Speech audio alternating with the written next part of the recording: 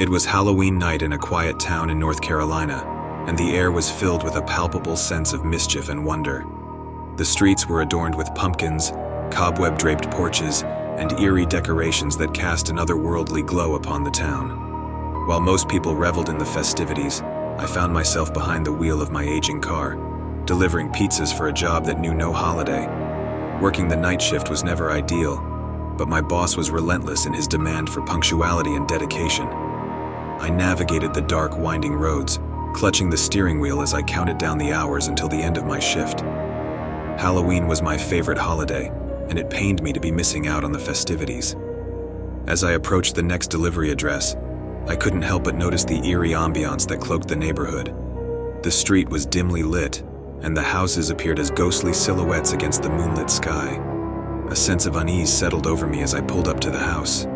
The order was for a large pepperoni pizza, and I could see the faint glow of jack-o'-lanterns through the windows. I grabbed the box and made my way to the front door, my breath visible in the chilly air. My footsteps echoed on the wooden porch as I reached for the doorbell. I pressed the doorbell, and the echoing chimes seemed to linger in the night. Moments later, the door swung open, revealing a figure shrouded in a ghostly costume.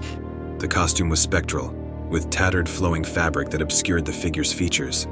The eerie atmosphere was palpable, and I couldn't help but shiver.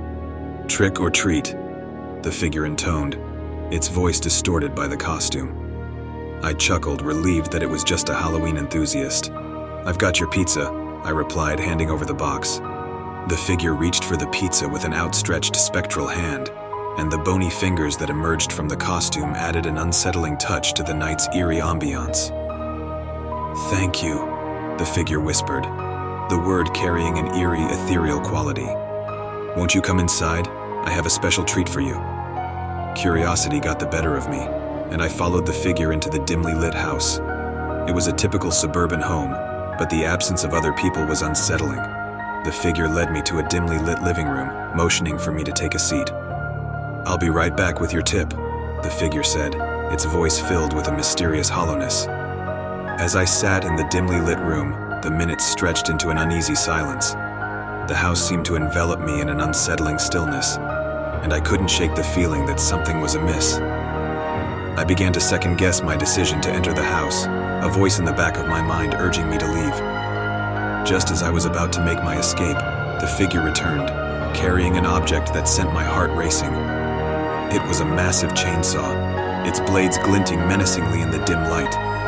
My pulse quickened and I bolted from my seat, my fear overriding any sense of curiosity.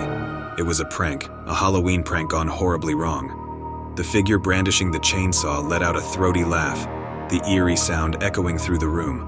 I had fallen for the ruse, and I couldn't help but feel a mixture of anger and relief. My heart continued to race as the figure removed its ghostly costume, revealing a grinning friend who had orchestrated the elaborate Halloween prank. "Gotcha!" my friend exclaimed, still chuckling. "Happy Halloween!" Relief washed over me as I realized I was not in any danger. It had all been a well-orchestrated prank, a Halloween trick meant to test my mettle. My friend explained that he had planned the whole thing to give me a memorable Halloween experience. Though I couldn't deny the elaborate nature of the prank, I couldn't help but feel a sense of camaraderie with my friend. Halloween was a time for mischief, and in the end, the prank had added an unexpected twist to my otherwise mundane night. As we parted ways, my friend reassured me that he had a real tip waiting for me at the pizza place. It seemed that I had been pranked, but I wouldn't be leaving empty-handed. Driving back through the dark, winding roads of the town, I couldn't help but smile. Halloween was a night of tricks and treats, and I had experienced both in one unforgettable night. My heart was still racing, but the memories of the Halloween prank would be a tale to share for years to come. In the end, I had ventured into the ghostly unknown, only to discover that the most haunting experiences could sometimes be the most memorable, a reminder that Halloween was a night where anything could happen, even the unexpected.